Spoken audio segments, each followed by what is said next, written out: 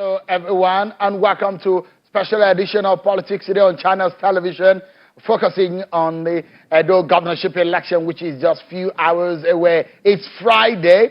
It might be a day for you to find some kind of relief from work and enjoy yourself, but for the people of Edo State, it's a day that they are preparing to go and vote for their governor for another 4 years. I mean, a governor that will be in office for another 4 years. Thank you so much, everyone, for joining us tonight. Tonight, we're going to be telling you what you need to know, the issues that are on the table, some things that you need to be apprised of ahead of tomorrow. Tonight on the program, we give you an insight into the security preparations of the security agencies, not only the police, the NSCDC, what are they doing? And also INEC, what is INEC doing to ensure that the exercise of tomorrow meets the global standard for conducting election, especially in a pandemic, COVID-19. So we have a panel tonight to dissect these issues for us, especially those who are in the know and those who are exactly in the mix of things. Thank you so much, everyone, and welcome to the show. Now, how do we begin? But by telling you, giving you some of the figures that you need to know. Let me begin by giving you an idea of just how many registered voters that are in this election. There are about 5 million people in Edo State, but the total number of registered voters in the state is 2,210,534. Those are the registered voters, and you can see the PVC collected, the uncollected PVCs, the election personnel for you there, the registration areas that you have for tomorrow. Where the elections are going to be conducted. And let's take a look at the age distribution of the registered voters for tomorrow. I'll be taking you through some of the next few images that will give you an understanding of what to expect tomorrow on tomorrow's election. Don't forget, there are new introductions by INEC, and we'll be giving you an understanding of all what this means altogether. So the youth population between age 18 and 35 is about 50% of the total registered population of voters, and the elderly are 15%, while middle age 36 to 50 years are 29.11%, while the old between the above the age of 70 are just 4.89%. So you have more young people between the ages of 18 and 35 that are registered voters in Edo State. So let's look at the gender distribution of the voters. Out of the over 2,210 voters, there are more men that are on the ballot, rather, that are on the INEC register, 1,159,325 men, and female, we have 48% of them, 1,051,209 females on the register. So let's get a deeper look into what this means and where this population or this spread are by senatorial districts. So let's look at Edo North, which has 285,645 male voters as against 278,477. We'll be giving you an understanding of which of these senatorial districts have more population, more registered voters, and what we need to expect from the election tomorrow. So let's look at the number of PVC collection rate by senatorial district. So it does look to me now that the southern senatorial district of Edo State has the highest registered PVC collection rate of 78.1%, or rather, they have the highest number, which is 1,281,000. But in terms of collection rate, Central Senatorial District has 78% of collection rate. But of course, you see that the sudden the spread of the things and how much of voting you will see might be coming from the Southern Senatorial District tomorrow. And looking at the voter turnout that we saw in the last election, we had, so you can see Edo South has more registered voters and the accredited voters that you see in the 2016 election. Quickly, let me take you through the local governments with the highest vote cast in the 2016. So, of course, you can see that is also in the Southern Senatorial District. But Oredo local government had 73,000 with 12% of the total votes cast, followed by Ikpobaha local government with 64,000. That adds 10% of the total votes cast, and the rest, Ego, of course, followed with Esako West with the highest, followed by Akoko Edo and Owan West. So in the 2019 election, you can also see what we have there for you.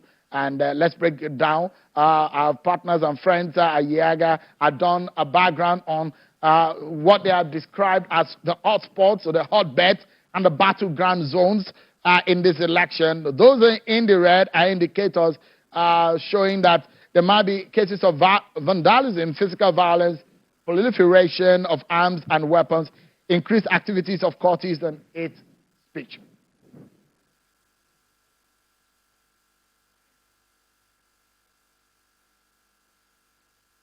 So I've allowed you to chew on some of those figures, but let's take a break, everyone.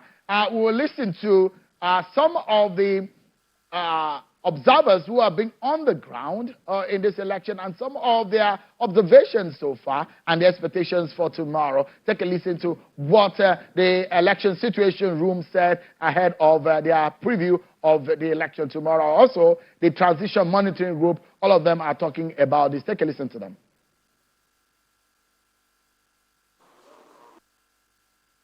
Situation Room expects an improved administration and management of the 2020 Edo State governorship elections and will be holding INEC accountable to its promise and assurances of preparedness, and will look out for the following as INEC administers the election.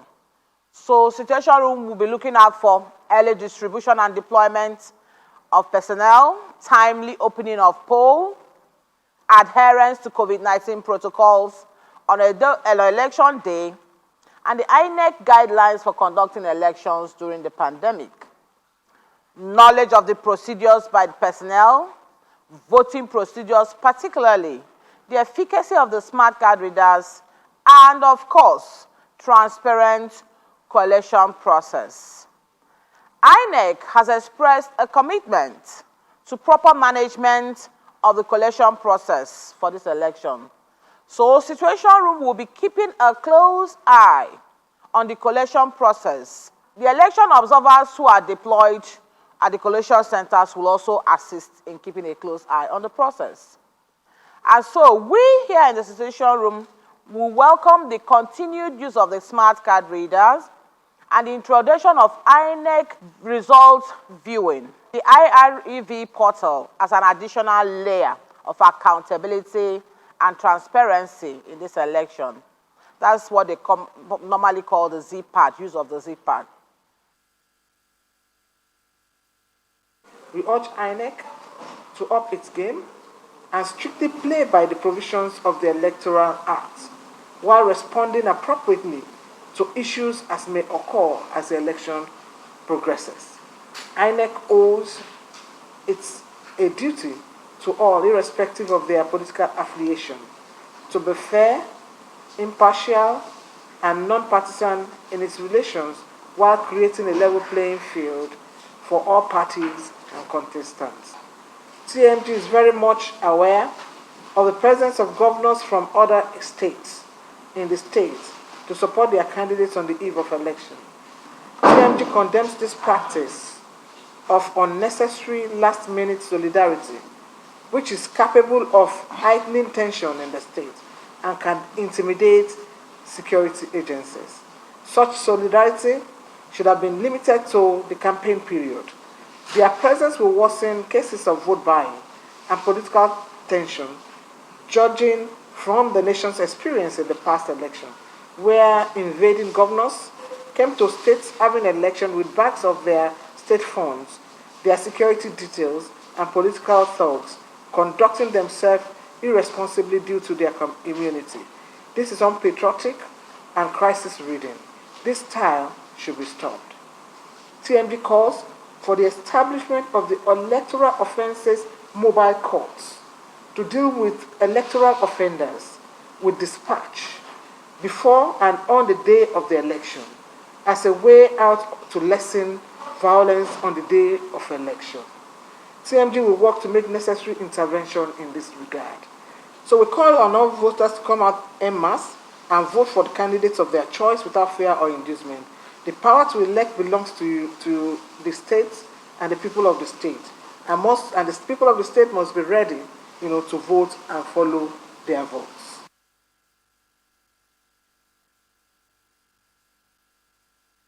All right, then. You heard the observers there and what they're saying ahead of tomorrow. Let's break down these issues for you.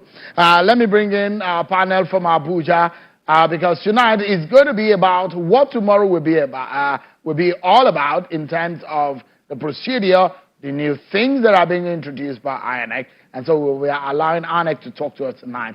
I have joining us on the program tonight, Mr. Festus Okoye is INEC National Commissioner for Voter Education and Publicity. And as well, we have Mr. Shamsuddin Yusuf.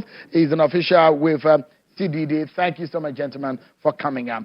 Perhaps we should begin, Mr. Festus Okoye, this conversation tonight. And it's going to be basically on some of the things voters are not yet aware of. Let's begin with the ones from the familiar to the unfamiliar. No face mask, no voting. That is the deal, isn't it? And also, how much do we know now as regarding tomorrow in terms of social distancing? The 2 meters, is that still going to be in place? 20 people on queue. I understand that there will be inner queue and outer queue. What more can you tell us, Mr. Okoye? We are looking forward to tomorrow with cautious optimism. And we are confident that our message relating to voting in safety has permeated the nooks and crannies of Edo State. We are confident that so many of the voters are already aware of the fact that if they come to the polling unit without a face mask or a face covering, they will not be allowed to vote. And we have emphasized this and emphasized it over and over. So we expect the voters who are going to come out to the polling units or who are going to come to the polling units tomorrow to have their face mask or a face covering. We have not said that anybody should wear a medical face mask. No. We are saying come with a face mask or a face covering so that you don't endanger the health of other people. Now, at the polling unit, we have also trained our presiding officers and assistant presiding officers relating to observance of physical distancing at the polling unit. And they are going to enforce this at the polling units. We have created 2 queues, an inner queue and an outer queue. And one of our assistant presiding officers has been assigned the responsibility of moving people from the outer queue into the inner queue on election day. So we are going to enforce the issue of physical distancing, and we're also going to make sure that people come to the polling units with their face mask or face covering. So we have carried out enough sensitization, and we believe that majority of the voters understand this and also understand the fact that they have to vote in safety during this election. It's interesting, Mr. Okoye, but in the case that these inner queues and the outer queues, explain to us what this means. The ones on the inner queues, what are they and what is this for? The outer queues, what are they for and what does that stand for? The first thing we are going to do, the first thing our officials are going to do is to apply the infrared thermometers that has been supplied to every polling unit on election day. So on election day, every voter coming to the polling unit will undergo that particular process or that particular procedure of the use of infrared thermometers to check people's temperature. So thereafter, they will go into the queue, and then all the voters will remain at the outer queue. Now, because of the issue of physical distancing, and also to protect our officials who are going to be conducting this election, one of the assistant presiding officers will move people in batches from the outer queue into the inner queue so that we can observe social distancing. As you know, there will be so many people at the polling unit on election day, and we don't want all of them to cluster around the polling area or the inner cordon of the polling unit, where you have the presiding officers and the assistant presiding officers. So that is exactly what we may use rope to demarcate these places, and we also may use some other means to demarcate the distance between one voter and the other at the polling unit. So we have trained our presiding officers and other poll officials in relation to some of these things, and they are going to apply them at the polling unit tomorrow. What we expect is that the voters should cooperate with our poll officials and also cooperate with the security agencies in relation to orderliness at the polling unit, so that at the end of the day, all the voters will vote in safety and remain safe, and all our election officials will also remain safe as they vote in these difficult circumstances. Let me take one more shot at as part of your preparations before I allow Mr. Shamsuddin Yusuf to give an appraisal of what he thinks about the process so far.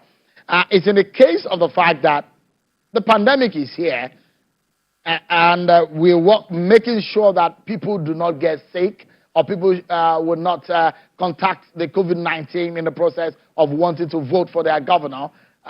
So in that sense, the voting will now start at 8:30. We know that it is accreditation and voting simultaneously. But in this sense, Mr. Okoye, what can you tell us about the issues of timing? Because it starts before at 8 o'clock, but it will now start at 8:30. But this time around, that you are going to be checking with the thermometer and giving people hand sanitizer, that means there will be need for more timing. Would you be giving more timing for people so that people will not be disenfranchised? No registered voter who comes to the polling unit tomorrow will be disenfranchised. What we have said is that polling will start at 8:30 in the morning. Why we have done this is to also enable our officials prepare well from their staging post at the registration area centers. Because prior to this particular period, we don't have to pack hand sanitizers, we don't have to pack methylated spirit, we didn't have to provide a face mask for all our officials. But we are going to be doing this, and then we are going to give them some level of refresher course early in the morning before they deploy to the polling units. But any voter who is at the outer queue by 2:30 p.m. on election day will be allowed to vote, even if the voting takes up to 5 p.m. in the evening. But any voter who comes to the polling unit after 2:30 p.m. will not be allowed into the queue. But those who are already there will remain there, and they will be allowed to vote, even if the voting takes up to 6 p.m. In the evening. So nobody will be who has shown a determination to vote will be disenfranchised in this election.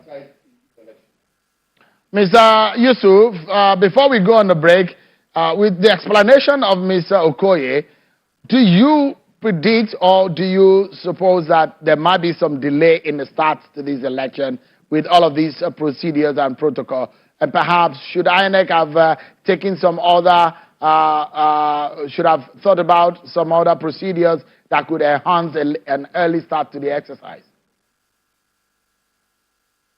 I think first we need to applaud INEC for coming up with this, policy to conduct election within the context of COVID-19. I they deserve to be applauded for that because that's quite ingenious, and it's a reflection of what is happening globally. And we all know that we believe that INEC probably would have learned from the conduct of the Nasarawa state by-elections, which there are a lot of issues with regards to compliance to COVID-19 protocol. And from there, a lot of lessons would have learned and applied such.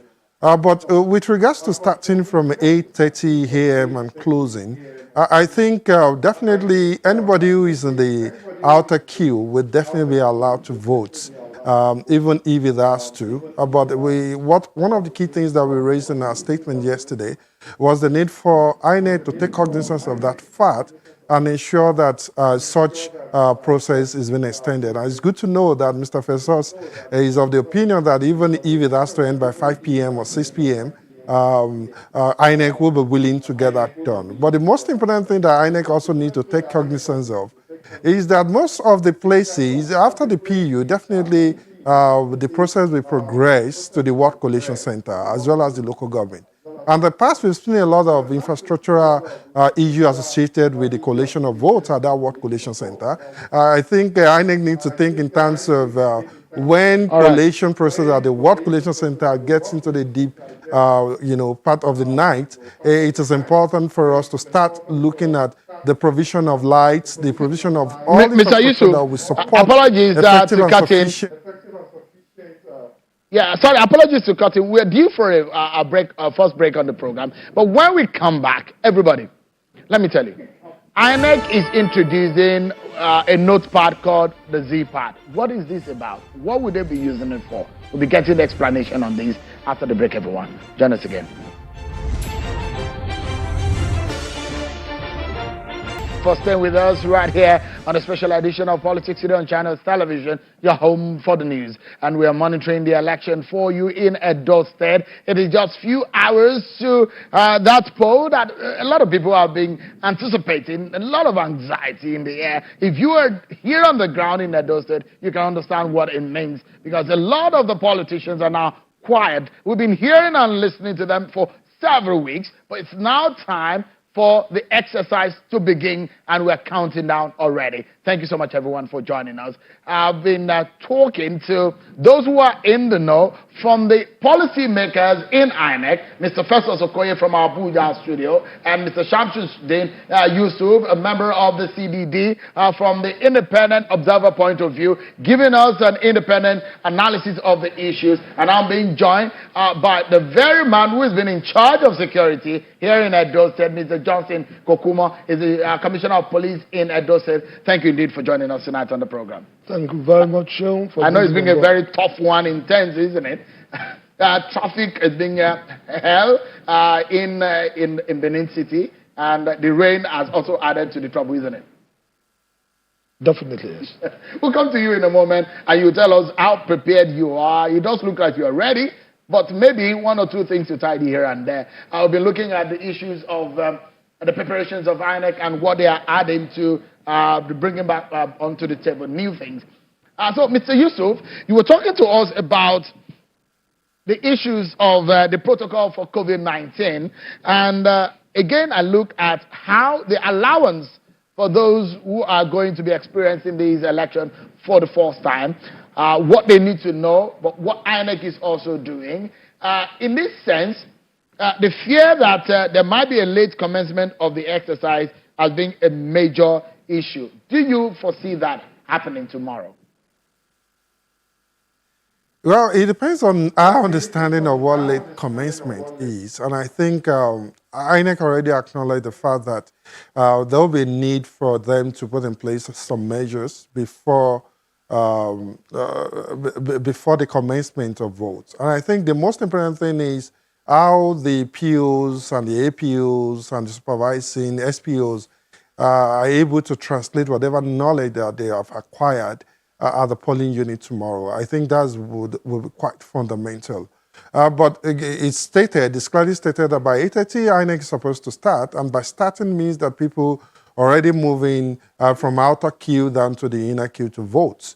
But the most important thing is that the issue that all of us are talking about is the issue of compliance. And I would like to share the experience I had spending a week as CDD team, one of the CDD team, observing the pre-election environment in Edo State. One of the key things that people are saying is that people totally disbelieve the existence of COVID-19, because the slogan then was COVID-19 is just observing with the little people I spoke with in Edo State. And we've also seen that coming up even in some of the videos that are surfacing on social media, even by the party agents in INEC offices recently.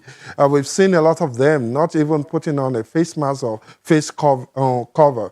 And I think this has an important role to play, because one, this gives wrong impression, particularly some of the party candidates being shown on TV, they are not wearing face masks. It has a lot of implication for people either to believe or to totally disbelieve the existence of COVID-19, and that will definitely play out tomorrow at different polling units. But, you know, INEC has actually been being assertive on the position that you have to come with either face mask or face covering, and that is quite important.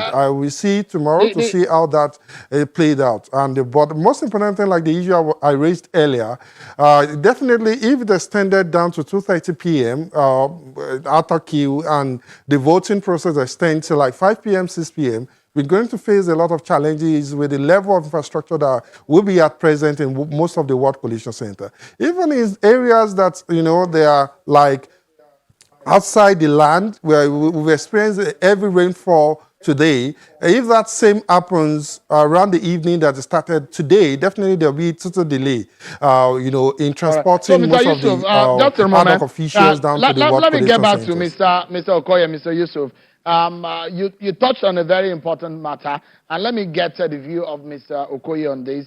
The Riverine areas, which is one of a very major concern for a lot of people who have been following this election, is the fact that how ready is INEC to deal with the issue of election. It's been, for the past hour or two, heavy rainfall in Benin City. It's a raining season. Rains are here in Benin City and Edo State. What is INEC doing to ensure that these areas are covered? How prepared are you for this election in that regard? Well, the commission, as you know, has conducted election in some of these riverine areas before. So some of our electoral officers already have experience of conducting election in very difficult circumstances with challenging terrain. So we are in touch with both owners. We have hired boats for this particular election. We are in touch with the Navy and the Marine Police, and all of them are going to provide security in relation to this election. And we have also provided the safety gadgets that will enable some of our officials to go to these difficult places for the conduct of election. But you know, issues around the weather and issues around this period in the year, in INEC, we don't have rainmakers and those who can stop rain. But we have also provided some measures that will enable us to still navigate through some of these places and conduct elections without disenfranchising anybody. So we have hired boats, we have paid boat owners, we have also trained some of our officials that are going to be going to these places with challenging terrain on how to navigate these places. And the Navy and the Marine Police are also going to assist our officials to make sure that we get to all these riverine areas and make sure that they are not disenfranchised there tomorrow. All right, one thing that is very critical, again, is the collation of results, the voting, of course, very important. But INEC said there is now a device, a notepad, like an iPad, called ZPad, that INEC has introduced. This you said, Mr. Okoye, you told me a few days ago that is for this election to actually capture the result. Clarify for us, would it also be used for accreditation? Because I know the ZPad is also initially planned for accreditation to, as a backup, a second layer of accreditation. Will it be used for accreditation at some point? Let me put this thing in clear perspective. Statutorily and in accordance with the law, the commission will transmit election results from the polling units to the collation centers manually, because that's what the law provides. And we are going to comply with the provisions of the law, and we are not going to depart from the law for whatever reason. So from the polling units, the results from the polling units will be entered into from EC8A, and then at the end of polling, everything will be taken to the collation centers, where the collation officers will also enter the results, the polling unit results, into from EC8B, and then before it moves to the local governments and then to the state. But for the purposes of this election, the commission has introduced the ZPad. We used the ZPad during the Nasarawa State constituency election as a secondary authentication solution to the smart card reader, so that those who the smart card reader failed to capture their biometrics, their facials can be captured using the Z-pad. But we had a few challenges with the Z-pad, so we have gone back to the drawing board to make sure that we have a technological solution that is robust. So for the purposes of accreditation, the Z-pad will not be used for accreditation. But we are going to use the Z-pad for the purposes of capturing the results from the polling units and uploading them into our INEC result viewing portal so that members of the public can view these results from the polling units as they come in. So what we are going to do is that the presiding officers are going to use the Z-pad, which is like a tablet, to snap the results from the polling units and upload them into our INEC result viewing portal. And any member of the public can log into this particular portal and see the results coming in real time. So that's exactly what we are going to use the Z-pad for. We are not going to use it as a secondary authentication solution. We have dropped that until we are sure that the Z-pad is robust for the purposes of secondary accreditation. It does sound like a very good innovation. We'll see how that plays out tomorrow. But let's talk about security this time around. We have the man who's being in charge. It's been some past weeks very intense for you, Mr. Kokuma. How would you describe? Because a lot of people had been thinking that there's going to be a lot of violence. We've been hearing drums of war. And it does look at it simmered a bit. And for tomorrow, what is the assessment of the Nigerian police? Thank you very much. We are taking pains to conduct threat assessment, and this has actually assisted us in ensuring that we are proactive in our deployments. We have had earlier deployments to ensure adequate security before the elections, during the elections, and of course after the elections. We have had our deployment of our combat squad to all the nooks and crannies of the state. All the senatorial districts have been adequately covered, including the deployment of specialist TIU personnel to collect intel, process information. So we have put all these things. They are the non-uniform wearing police officers. Thank you very much. But they've been on the ground for a while. They have been on the ground for a while. Monitoring and infiltrating and getting information. Of course, yes. Interesting. Of course, yes. It has been 3, 4 months, 5 months of active intelligence gathering. Have you made any arrests since those months? We have made sizable number we have actually made some arrests, and some of these people have been processed through the courts. Oh, they are being prosecuted right yes, as we speak. Yes. How many? Can you give us numbers of those who are already in court being prosecuted right now?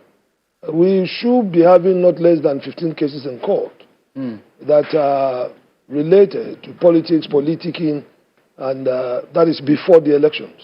And we have a number of cases that are quite investigations into a number of allegations are currently ongoing. The investigations are not conclusive yet. And as soon as we have enough of information, as soon as we conclude our investigations, then we'll definitely process such cases to court. We arraign the suspects. Are you planning on neutralizing some possible targets of potential violence tomorrow? Because I know this is some usual practice of the police. We have adequate deployment. Combat squad, we have them in place. We are not just making our deployment. The people are there.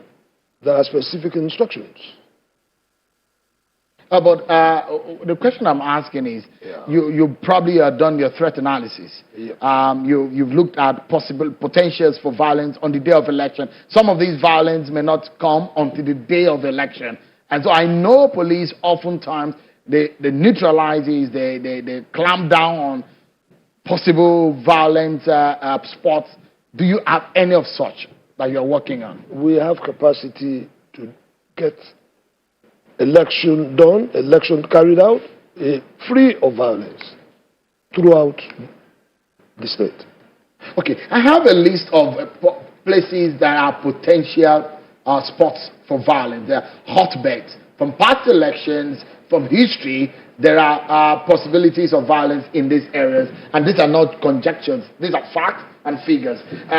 For example, state, local government areas or communities within the perimeters of the state, there are satellite towns, and those are neighboring, that are border towns of Edo State. The Akoko Edo area, the Esako East, the Orion ones, the Ovia Northeast, the Owan West. These are places that have been identified as hotbeds.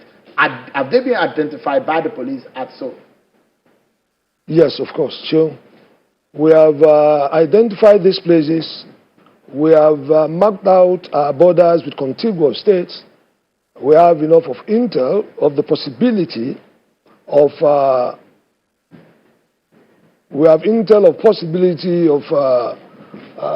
people making incursion from contiguous states to foment crisis in Edo State.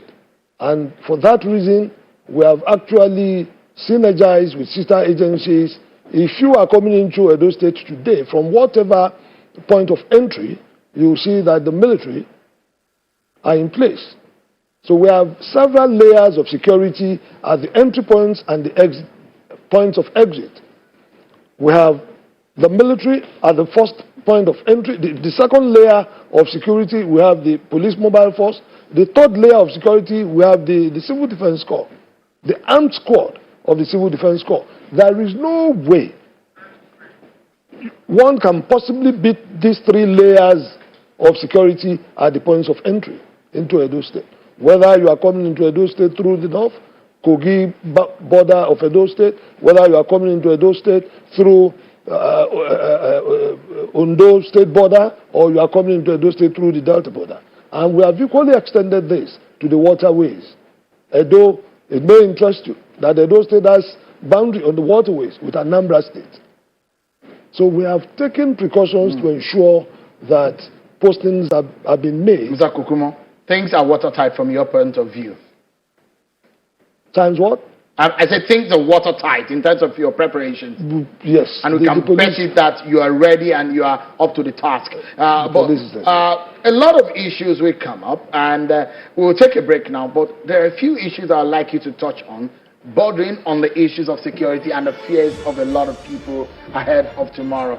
Don't go anywhere, everyone. We'll be right back to analyze for you some of the things that you need to know more ahead of tomorrow. 31,000 police officers, those are the figures that we know. But what more are they going to do? They say they have so much more of their sleeves. We'll find out more on this program. Join us again, everyone.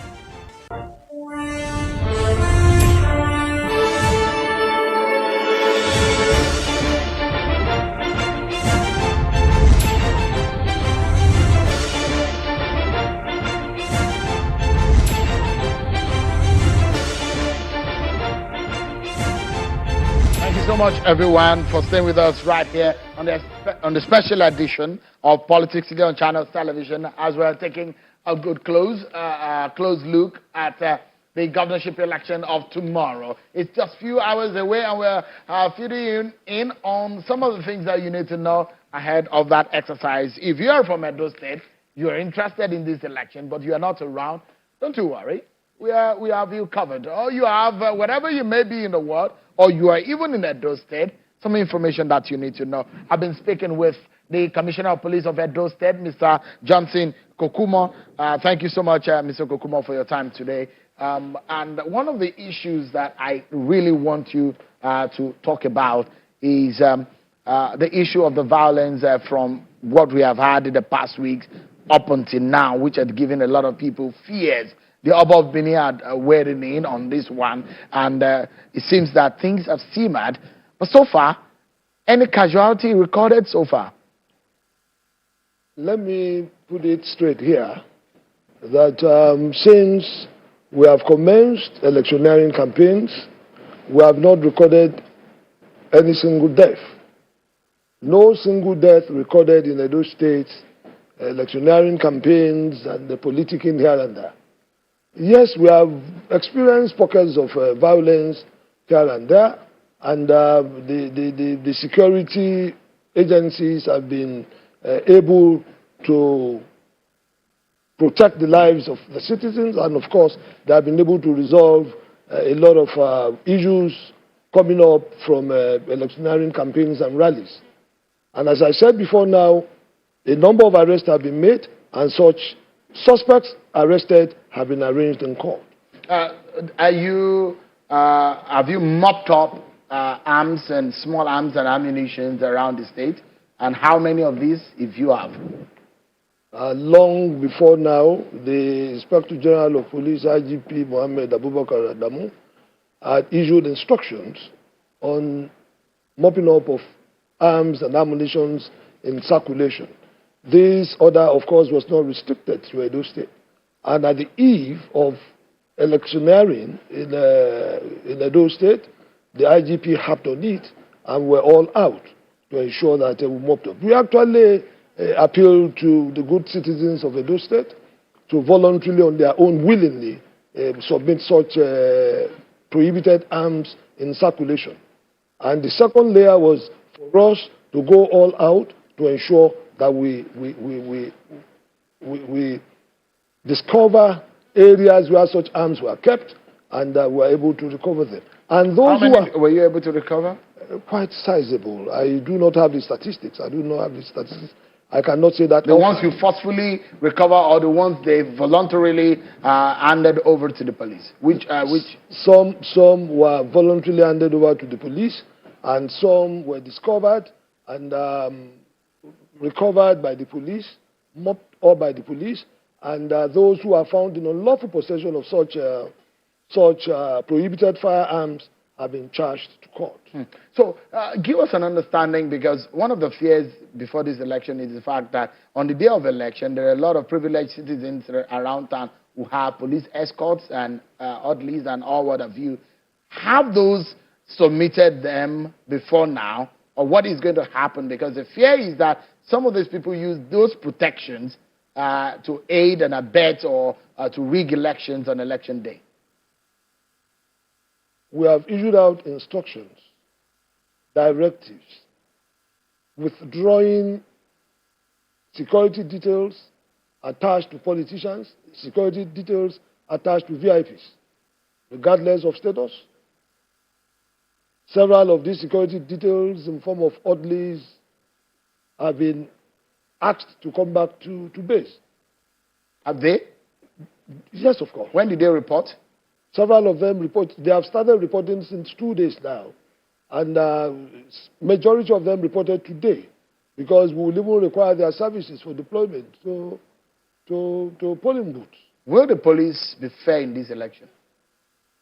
We will remain apolitical. We will be very, very fair. We want to ensure we have a very credible election, fair, free, an election that is free of violence. Okay, so let's go to Abuja with Shamsuddin Yusuf, our friend at CDD. Shamsuddin, you've heard the Commissioner of Police talk about the preparations. Are you satisfied with what you have heard from Mr. Kukumo tonight? Well, it's like your statement from police. First, I will say thanks to the police commissioner for giving us an information update on where we are in terms of security preparation for the election. But I would also like to say that it's like the usual narrative from the police. We are ready, we've done ABC, yet we know what we experienced in Kogi State. The commissioner of police then always, coming out to reassure Nigerians and the Kogi people that there won't be violence on election day, but we still experience violence. But I also think that in providing security, solution to the security challenges that are more, that are peculiar to our elections, I think we need to understand the history of electoral violence in the election, the causes of these violence, as well as how adequately the police officials can respond. But they cannot also do everything in themselves. To also see who are the critical stakeholders that they need to forge partnership with.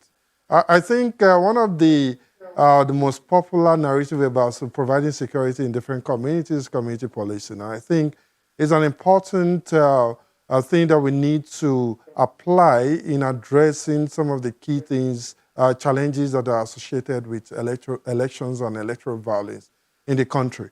And I would like to say one of the key things that we took away when we visited Edo State, rather, was that there is this communal nature in most of the Edo people, which I think that the security operatives in the state can actually tap on to ensure that adequate security is being put in place in most part of the state to address the issue of electoral violence. But in terms of going back to the question about understanding the history as of perhaps violence, in 2013, your final word. Yeah, because of our time, we need to wrap up now quickly too. Let me take that as your final word, and let me get that.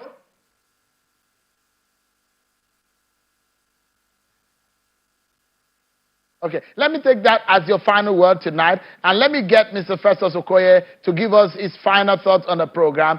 What should the voters look toward for tomorrow, especially those new things that you have introduced into this election? Your final word.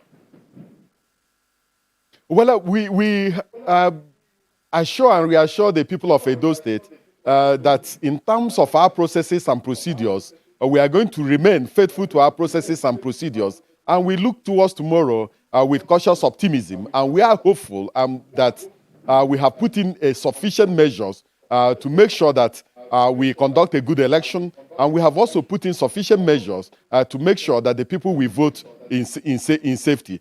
So we implore them to come out en masse and exercise their democratic franchise. And as far as the commission is concerned, their votes will definitely count.